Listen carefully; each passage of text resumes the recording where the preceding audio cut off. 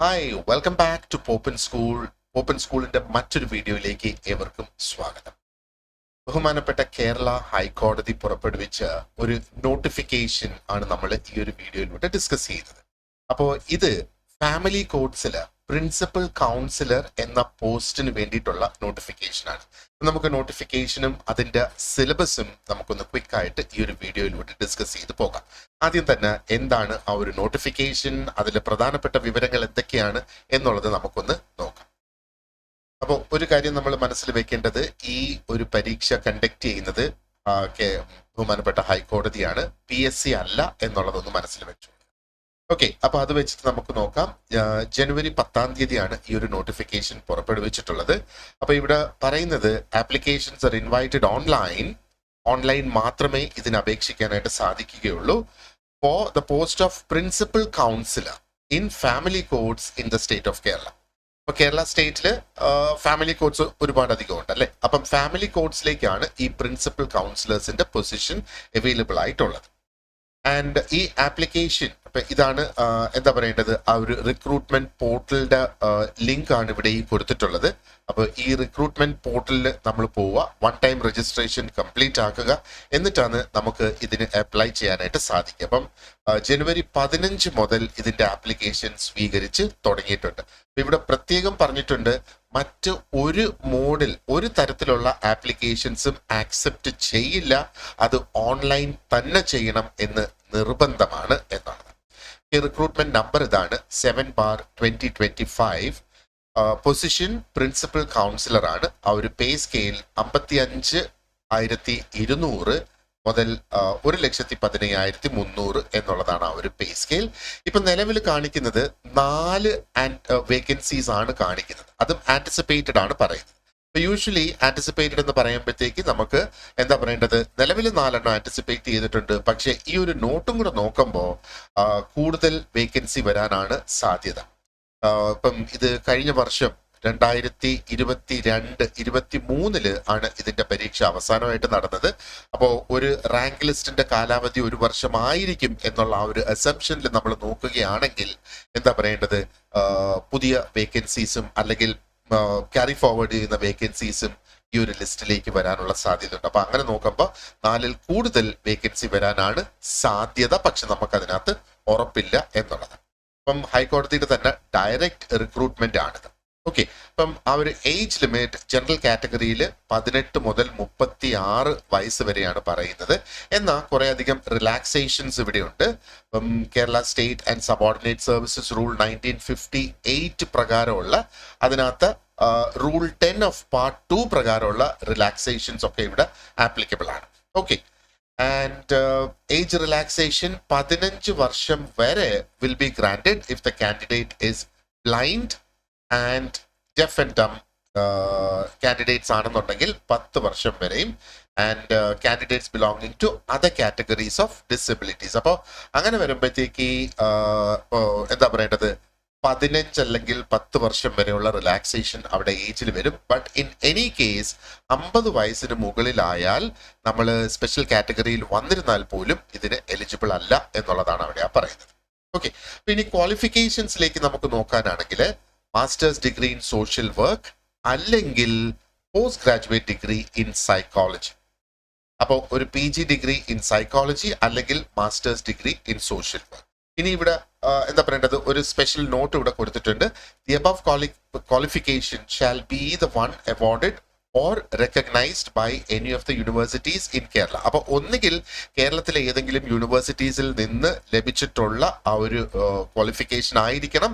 ഇനി അതല്ലെങ്കിൽ കേരളത്തിലെ ഏതെങ്കിലും യൂണിവേഴ്സിറ്റി റെക്കഗ്നൈസ് ചെയ്തിട്ടുള്ള ക്വാളിഫിക്കേഷൻ ആയിരിക്കണം. ഇപ്പൊ നമ്മൾ കേരളത്തിന് പുറത്താണ് പഠിച്ചിട്ടുള്ളതെങ്കിൽ അതിന്റെ ആ ഒരു ഇക്വലൻസി അല്ലെങ്കിൽ ആ ഒരു റെക്കഗ്നിഷൻ എന്താണോ വേണ്ടിയത്, ആ ഒരു റെക്കഗ്നിഷൻ സർട്ടിഫിക്കറ്റും കൂടെ നമ്മൾ അതിന്റെ കൂടെ അവൈലബിൾ ആക്കേണ്ടതാണ്.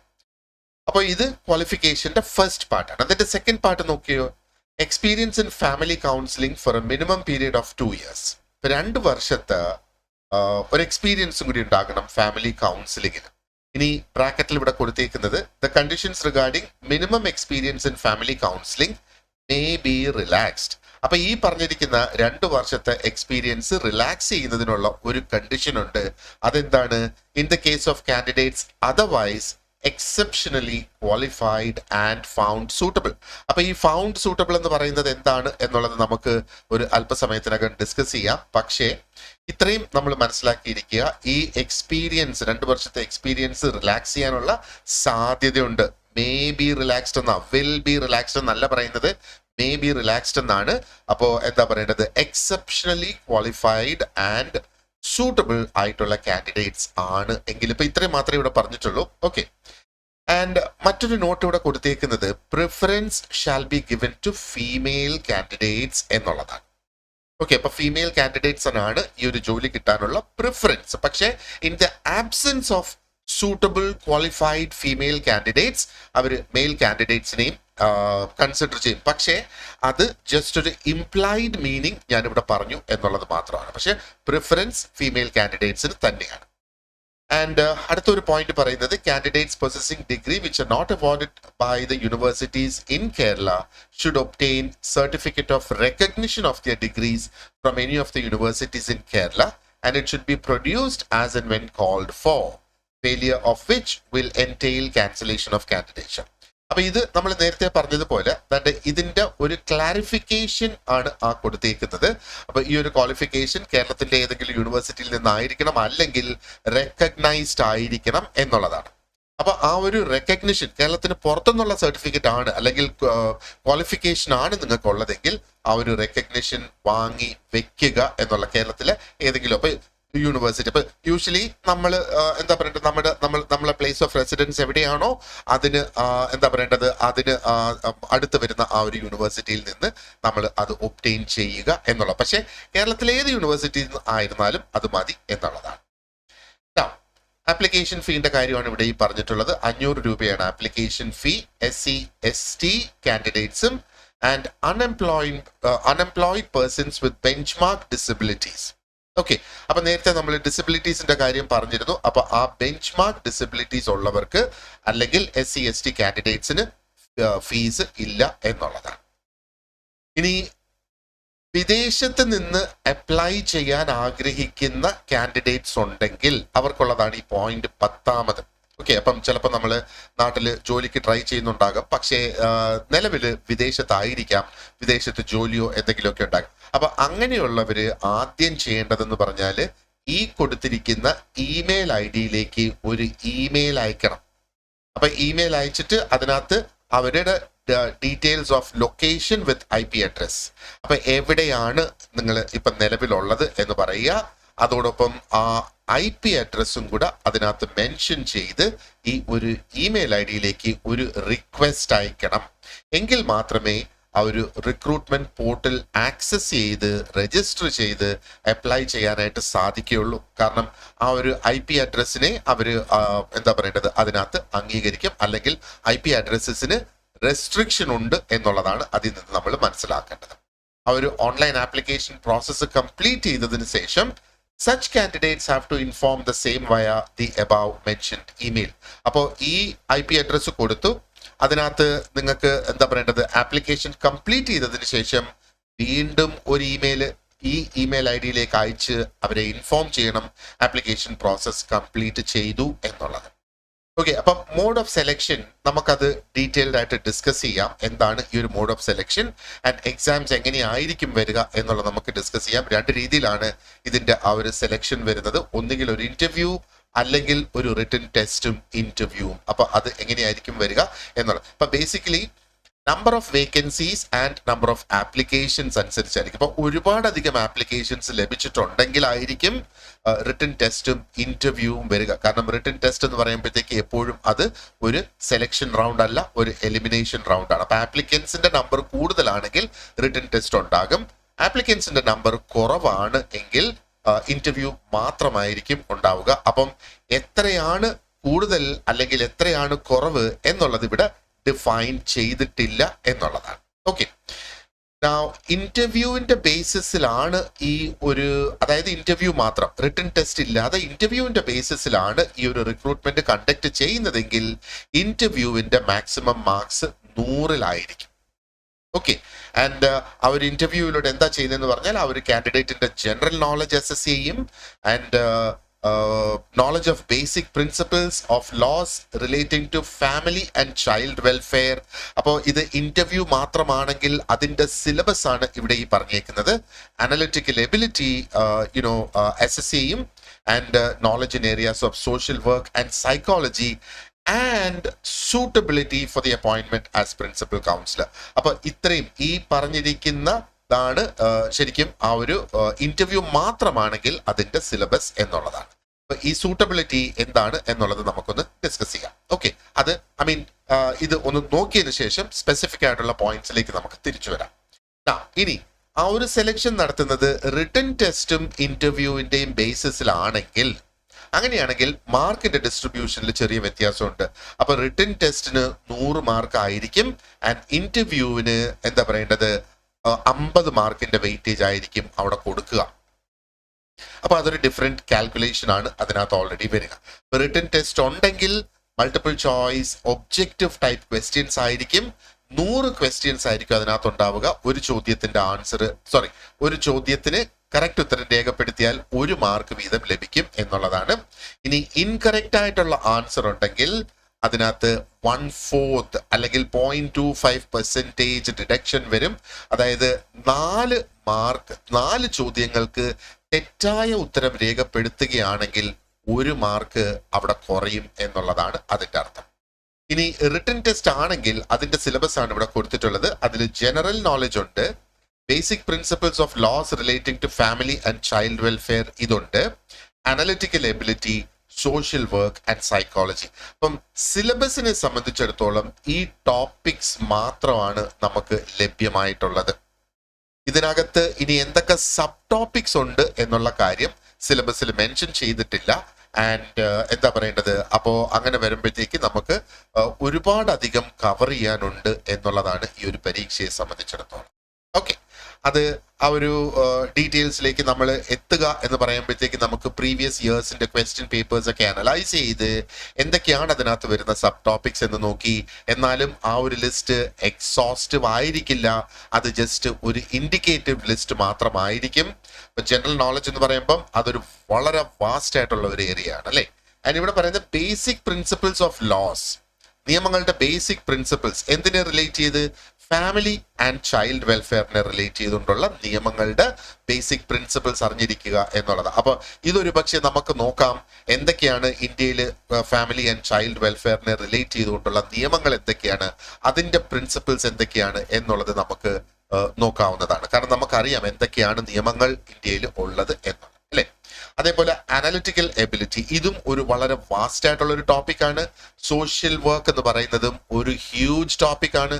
അതേപോലെ സൈക്കോളജി എന്ന് പറയുന്നതും ഒരു ഹ്യൂജ് ടോപ്പിക് തന്നെയാണ്. അപ്പൊ സൈക്കോളജിയിൽ ഒത്തിരി അധികം നിയമങ്ങളും കാര്യങ്ങളും ഒക്കെ നമുക്ക് പഠിക്കേണ്ടതായിട്ടുണ്ട്. ഓക്കെ, അപ്പോ ബാക്കി ഈ ഒരു ഇൻഫർമേഷൻ നമ്മൾ ജസ്റ്റ് സ്കിപ്പ് ചെയ്യുന്നു. അപ്പൊ ഇത് ഹൈക്കോടതിയുടെ റിക്രൂട്ട്മെന്റ് വെബ്സൈറ്റിൽ അവൈലബിൾ ആണ് ഈ ഒരു നോട്ടിഫിക്കേഷൻ. അത് ഡൗൺലോഡ് ചെയ്ത് എക്സ്ട്രാ ഇൻഫർമേഷൻ അറിയേണ്ടതുണ്ടെങ്കിൽ നിങ്ങൾക്ക് അത് വായിച്ച് നോക്കാവുന്നതാണ്. ഇനി നമുക്ക് ക്വിക്കായിട്ട് എന്താണ് അതിന്റെ അല്ലെങ്കിൽ നമ്മൾ അറിഞ്ഞിരിക്കേണ്ട പ്രധാനപ്പെട്ട കാര്യങ്ങളെന്നും കൂടെ നോക്കാം. എങ്ങനെ അപ്ലൈ ചെയ്യാം ആൻഡ് എന്തൊക്കെയാണ് ഇമ്പോർട്ടന്റ് ആയിട്ടുള്ള ഡേറ്റ്സ് എന്ന് നമുക്കൊന്ന് നോക്കാം. അപ്പം ആദ്യം 1 ടൈം രജിസ്ട്രേഷൻ കംപ്ലീറ്റ് ചെയ്യണം. ആൻഡ് അതിന് ഇതാണ് വെബ്സൈറ്റ്, നേരത്തെ ഞാൻ കാണിച്ച അതേ വെബ്സൈറ്റ് തന്നെയാണിത്. ഓക്കെ, അപ്പൊ ഈ ഒരു വെബ്സൈറ്റിൽ ലോഗിൻ ചെയ്ത് 1 ടൈം രജിസ്ട്രേഷൻ കംപ്ലീറ്റ് ആക്കുക. ആൻഡ് ഈ 1 ടൈം രജിസ്ട്രേഷന് വേണ്ടിയിട്ടുള്ള ഇൻസ്ട്രക്ഷൻസ്, ഗൈഡ് ലൈൻസ് ഉൾപ്പെടെ എങ്ങനെയാണ് ഫോട്ടോഗ്രാഫ് അപ്ലോഡ് ചെയ്യുക, എങ്ങനെയാണ് സിഗ്നേച്ചർ അപ്ലോഡ് ചെയ്യുക എന്നുള്ളതെല്ലാം ഈ വെബ്സൈറ്റിൽ കയറി കഴിയുമ്പോൾ ഹൗ ടു അപ്ലൈ എന്ന ഒരു ലിങ്ക് ഉണ്ട് വെബ്സൈറ്റിൽ. ആ ലിങ്ക് ക്ലിക്ക് ചെയ്ത് അതിനകത്തെ ഇൻസ്ട്രക്ഷൻസ് വായിച്ച് മനസ്സിലാക്കിയതിന് ശേഷം മാത്രമേ ആ ഒരു ആപ്ലിക്കേഷൻ പ്രൊസീജിയർ സ്റ്റാർട്ട് ചെയ്യാവുള്ളൂ. കാരണം എന്താ പറയേണ്ടത്, ഫോട്ടോഗ്രാഫിന് ഇത്ര പിക്സൽസ് ആയിരിക്കണം, അതിന്റെ സൈസ് എന്നൊക്കെയുള്ള കാര്യം പ്രത്യേകം പറഞ്ഞിട്ടുണ്ട്. അത് അനുസരിച്ച് നമ്മൾ ചെയ്യുക എന്നുള്ളതാണ്. ഓക്കെ, ആൻഡ് പിന്നെ നമ്മൾ നോക്കേണ്ടിയ ഒരു സംഗതി എന്ന് പറയുന്നത് ഇതാണ് ആ അപ്ലോഡ് ചെയ്യേണ്ട ഫോട്ടോഗ്രാഫിന്റെയും സിഗ്നേച്ചറിന്റെയും സൈസ് ഇവിടെ കൊടുത്തിട്ടുണ്ട്. അപ്പൊ അതിന്റെ ഹൈറ്റ് 200x250 പിക്സൽസ് ആണ് ഫോട്ടോഗ്രാഫിനെ സംബന്ധിച്ചിടത്തോളം.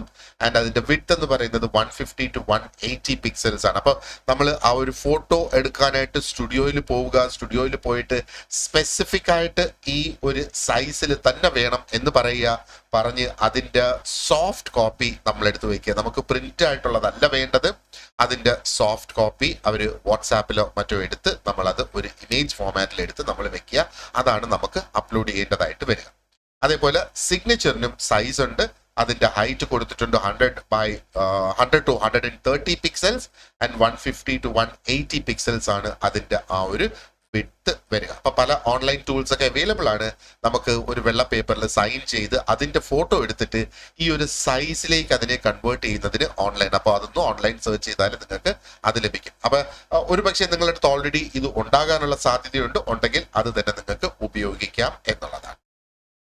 ഇനി നമുക്ക് ആ സ്പെസിഫിക് ആയിട്ടുള്ള ഡേറ്റ്സിലേക്ക് നമുക്കൊന്ന് കടക്കാം. എന്തൊക്കെയാണ് ഇമ്പോർട്ടന്റ് ആയിട്ടുള്ള ഡേറ്റ്സ് എന്നുള്ളത്. അപ്പൊ ഇവിടെയുണ്ട് ഇമ്പോർട്ടന്റ് ആയിട്ടുള്ള ഡേറ്റ്സ്. അപ്പം date of commencement of filling of online application and remittance of application fee through online mode. അപ്പം ആപ്ലിക്കേഷൻ തുടങ്ങുന്നതിനും ആ ഫീ റെമിറ്റൻസ് തുടങ്ങുന്നതിന്റെയും ഡേറ്റ് ആണ് 15/1/2025. Date of closure of filling of online application and remittance of application fee through online mode. Online mode മാത്രമാണ് നമുക്ക് application ഉള്ളത്. അപ്പോ എന്താ പറയേണ്ടത്, ഫെബ്രുവരി 5/2/2025 അപ്പോ എന്താ പറയേണ്ടത്, അടുത്ത മാസം 5-ാം തീയതി വരെ അതിനുള്ള ഒരു ടൈം ഉണ്ട്. അപ്പോ അത് എത്രയും വേഗം ചെയ്യുക, അവസാന നിമിഷത്തേക്ക് വെയിറ്റ് ചെയ്യേണ്ടതായിട്ടില്ല. ഇനി date of commencement of remittance of application fee through offline mode. അപ്പം ഓഫ്ലൈൻ മോഡിൽ എന്തൊക്കെയാണ് ഡിഫറെന്റ് മോഡ്സ് എന്നുള്ള, ഓൺലൈൻ അല്ലാതെ ഓഫ്ലൈൻ ഒരു പക്ഷേ ട്രഷറിയിൽ പേ ചെയ്യാം എന്നുള്ളതായിരിക്കാം. ബട്ട് അതിന്റെ ഡീറ്റെയിൽസ് എന്തൊക്കെയാണ് ഈ ഓഫ്ലൈൻ മോഡ് എന്നുള്ളത് ആ ഹൗ ടു അപ്ലൈയിൽ കൊടുത്തിട്ടുണ്ടാകും. അത് കൃത്യമായിട്ട് നോക്കിക്കൊള്ളുക. അതിനുള്ളത് 11/2/2025 എന്നുള്ളതാണ്. ആൻഡ് ലാസ്റ്റ് ഡേറ്റ്, ഇപ്പൊ ഇത് ഡേറ്റ് ഓഫ് കമൻസ്മെന്റ് ആണ്. ഓഫ്ലൈൻ മോഡില് എന്താ പറയേണ്ടത്, ആ ഒരു റെമിറ്റൻസ് ഓഫ് ആപ്ലിക്കേഷൻ ഫീ അത് തുടങ്ങുന്നത് 11/2/2025. പക്ഷേ ഈ ഡേറ്റിനുള്ളിൽ ആപ്ലിക്കേഷൻ ഫില്ല് ചെയ്തിട്ടുണ്ടാകണം. And last date through offline mode എന്ന് പറയുന്നത് 19/2/2025. അപ്പൊ ഈ ഓൺലൈൻ മോഡ് നമുക്കൊരു ഡെബിറ്റ് കാർഡോ അല്ലെങ്കിൽ ഒരു ബാങ്ക് അക്കൗണ്ടോ ഉപയോഗിച്ച് പേ ചെയ്യാൻ കഴിയാത്തവരാണ് ഈ ഒരു ഓഫ്ലൈൻ മോഡ് ചൂസ് ചെയ്യുക. ജനറലി അങ്ങനെയാണ് അത് വരിക. പക്ഷെ അതിന്റെ ഇൻസ്ട്രക്ഷൻസ് എന്താണെന്ന് കൃത്യമായിട്ട് നോക്കിക്കോളും. പിന്നെ അതിന്റെ താഴോട്ട് നമ്മൾ നോക്കുവാണെന്നുണ്ടെങ്കിൽ എന്താ പറയേണ്ടത്, admission ticket and call letters അങ്ങനെയുള്ള സംഗതികളെല്ലാം ആ ഒരു പ്രൊഫൈല് ലോഗിൻ ചെയ്ത് തന്നെയാണ് നമ്മൾ അത് ഡൗൺലോഡ് ചെയ്യേണ്ടത്. ആൻഡ് ആ ഒരു റിട്ടൺ ടെസ്റ്റ് ഉണ്ടെങ്കിൽ അതിനുള്ള അഡ്മിഷൻ ടിക്കറ്റ് എന്ന് പറയുന്നത് it will be ready before 21 days prior to the date of written test. Okay. And ഇന്റർവ്യൂവിനുള്ള കോൾ ലെറ്റേഴ്സ് എന്ന് പറയുന്നത് ആ ഒരു ഇന്റർവ്യൂ സ്കെഡ്യൂൾ ചെയ്തേക്കുന്നതിന് 15 ദിവസം മുന്നേ. അപ്പൊ ഇത് എങ്ങനെയാണ് നമ്മൾ അറിയുക ഇത് റെഡി ആയിട്ടുണ്ട് എന്നുള്ളത്? ഒരു SMS അല്ലെങ്കിൽ ഇമെയിൽ ലഭിക്കും. അപ്പോൾ നിർബന്ധമായും കൃത്യമായി നമ്മുടെ വർക്ക് ചെയ്യുന്ന മൊബൈൽ നമ്പർ തന്നെ കൊടുക്കുക. ആൻഡ് അതേപോലെ കൃത്യമായി നമ്മൾ എന്താ പറയേണ്ടത്, എപ്പോഴും ചെക്ക് ചെയ്യുന്ന ഇമെയിൽ ID കൊടുക്കുക. കാരണം അതിലൂടെ നമുക്ക് ഇൻഫർമേഷൻ ലഭിക്കും. ഓക്കെ.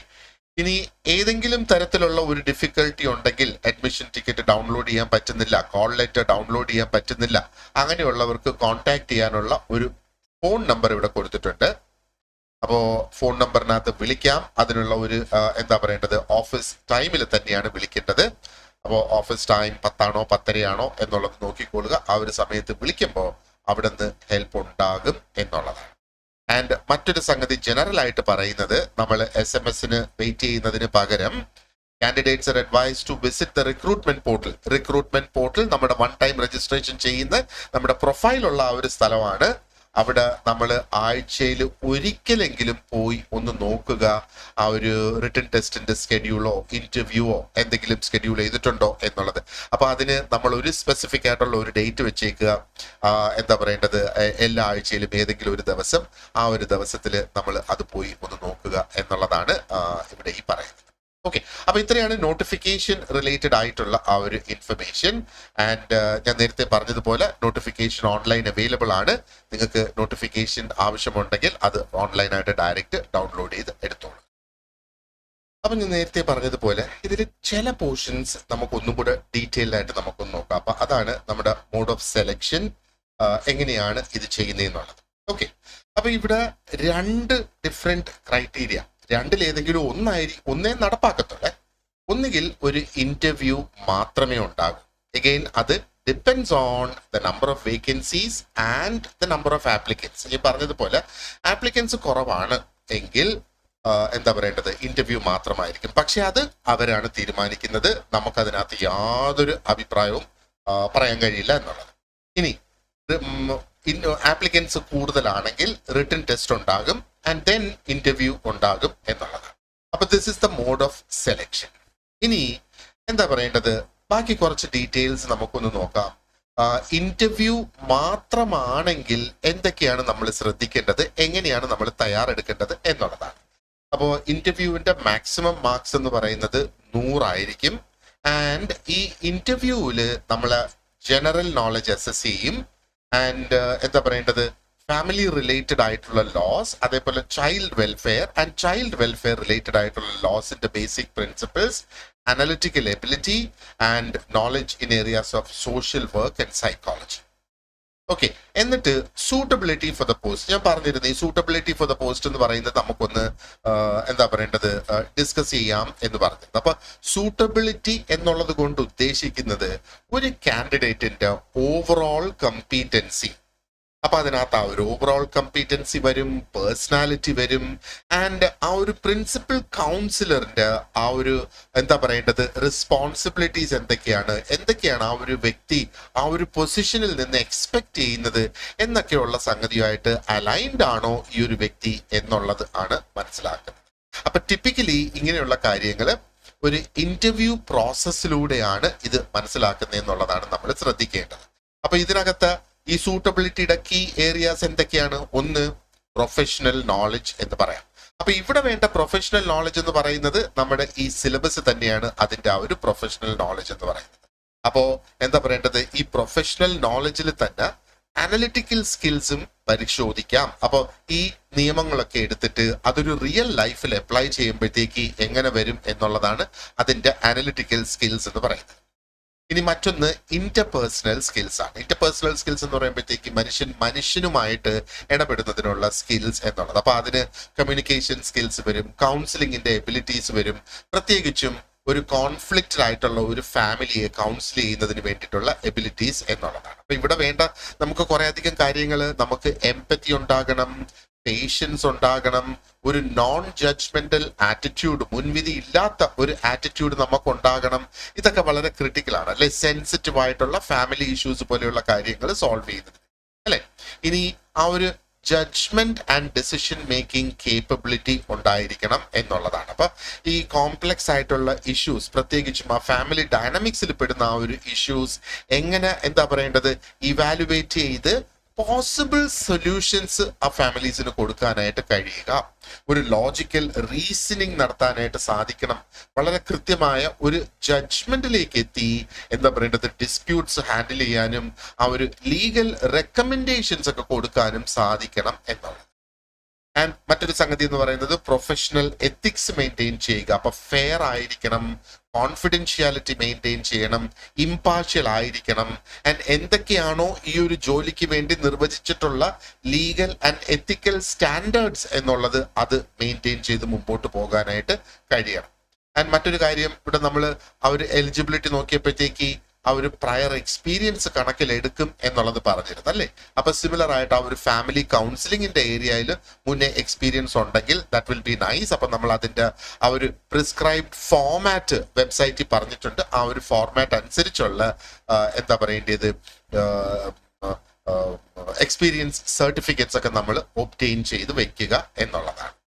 അപ്പോൾ ഈ ഒരു സൂട്ടബിലിറ്റി അസസ്മെന്റ് എന്ന് പറയുമ്പോഴത്തേക്ക് ആ ഒരു സെലക്ട് ചെയ്യുന്ന കാൻഡിഡേറ്റ് ഒന്ന് നോളജബിൾ ആയിരിക്കണം, and at the same time practical and personal ക്വാളിറ്റീസും ആ ഒരു വ്യക്തിക്ക് ഉണ്ടാകണം ഈ ഒരു റോള് എക്സൽ ചെയ്ത് മുമ്പോട്ട് പോകുന്നതിന് എന്നുള്ളതൊക്കെ മനസ്സിലാക്കുന്നതിന് വേണ്ടിയിട്ടാണ് ഈ സൂട്ടബിലിറ്റി ഫോർ ദ പോസ്റ്റ് എന്നുള്ള സംഗതി പറയുന്നത്.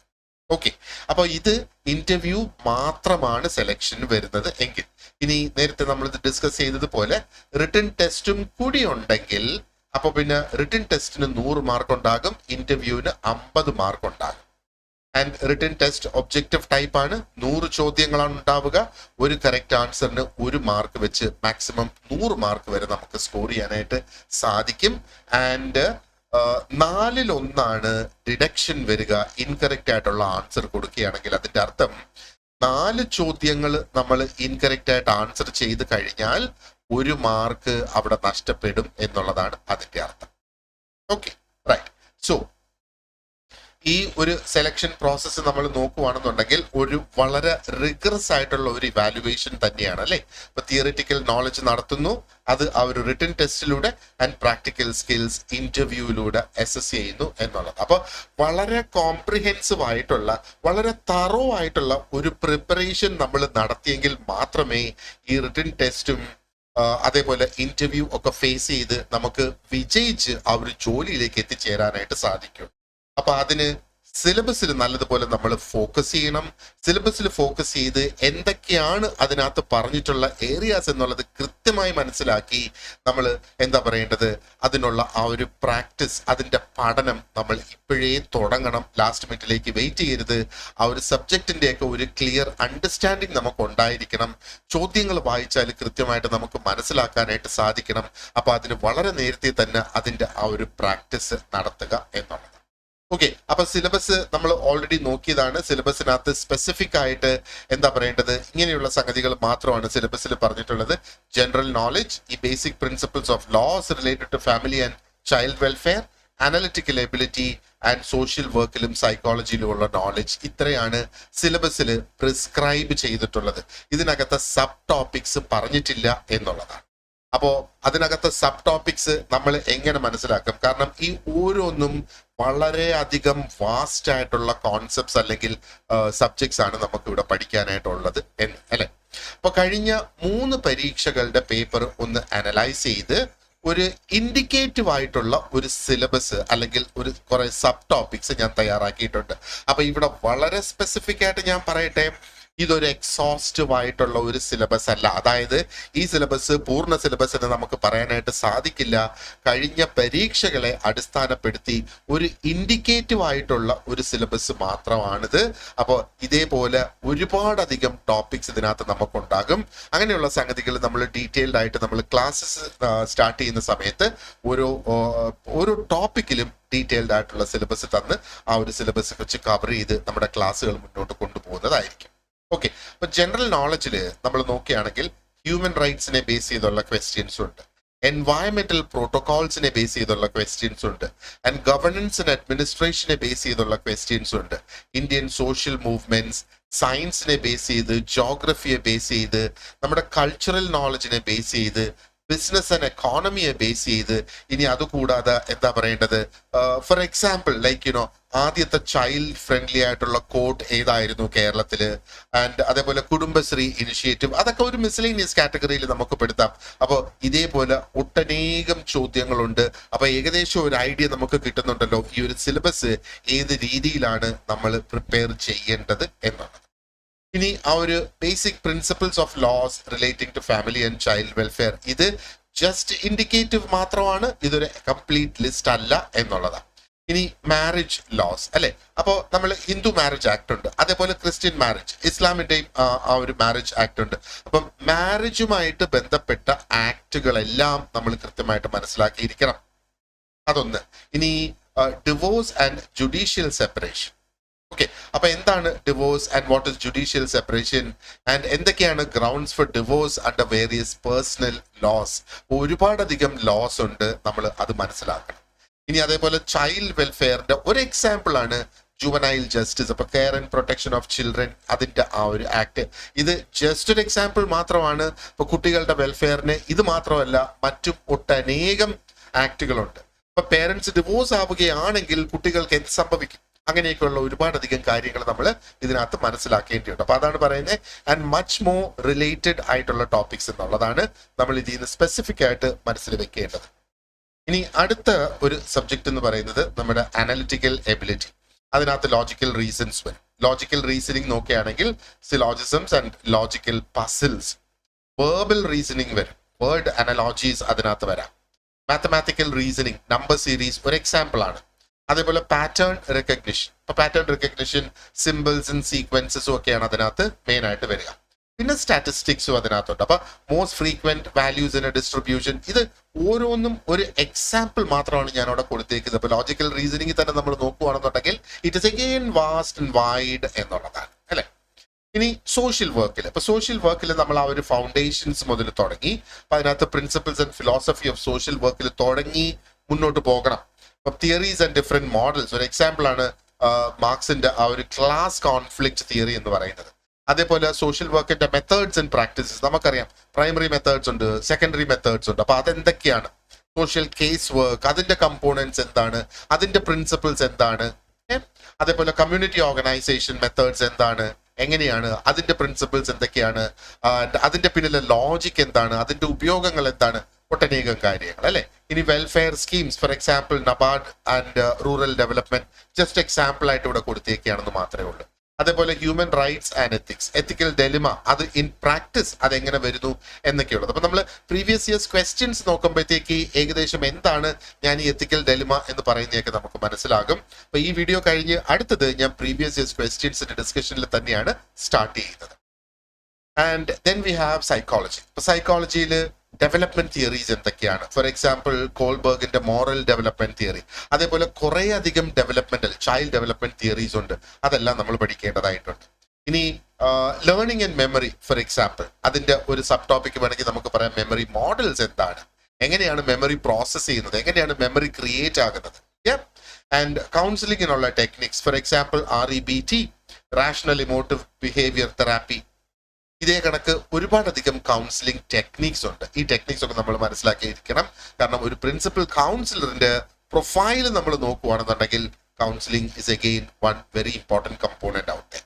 അതേപോലെ ന്യൂറോളജിക്കൽ ആൻഡ് ബയോളജിക്കൽ സൈക്കോളജി, അതിനകത്ത് ഫൈറ്റ് ഓഫ് ഫ്ലൈറ്റ് റെസ്പോൺസ് എന്ന് പറയുന്ന ഒരു കോൺസെപ്റ്റ് ഉണ്ട്.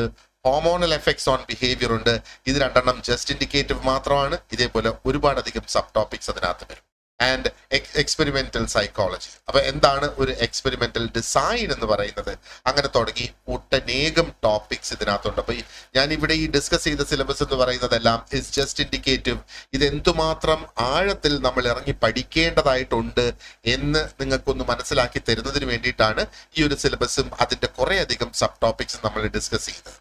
ഓക്കെ, അപ്പോ ഓപ്പൺ സ്കൂൾ ഇതിന്റെ ക്ലാസ് ആരംഭിച്ചിട്ടുണ്ട്. ഇപ്പൊ നിങ്ങൾക്ക് ഇതിന്റെ ക്ലാസ്സിൽ ജോയിൻ ചെയ്യാവുന്നതാണ്. ഇപ്പൊ ക്ലാസ്സിൽ ജോയിൻ ചെയ്യുന്നതിന് വേണ്ടിയിട്ട് ഈ സ്ക്രീനിൽ കാണുന്ന നമ്പറിൽ നിങ്ങൾക്ക് എന്നെ കോൺടാക്ട് ചെയ്യാം. ഈ ഒരു വീഡിയോയുടെ ഡിസ്ക്രിപ്ഷൻ ബോക്സിലും ഞാൻ ഈ നമ്പർ കൊടുത്തിട്ടുണ്ടാകും. ആ നമ്പറിനോടൊപ്പം തന്നെ ഒരു വാട്സാപ്പ് സ്റ്റഡി ഗ്രൂപ്പും ക്രിയേറ്റ് ചെയ്തിട്ടുണ്ട്. അപ്പൊ ഈ സ്റ്റഡി ഗ്രൂപ്പ് എന്ന് പറയുമ്പോഴത്തേക്ക് ഇതേപോലെയുള്ള അപ്ഡേറ്റ്സ് നിങ്ങൾക്ക് അവിടെ കിട്ടും.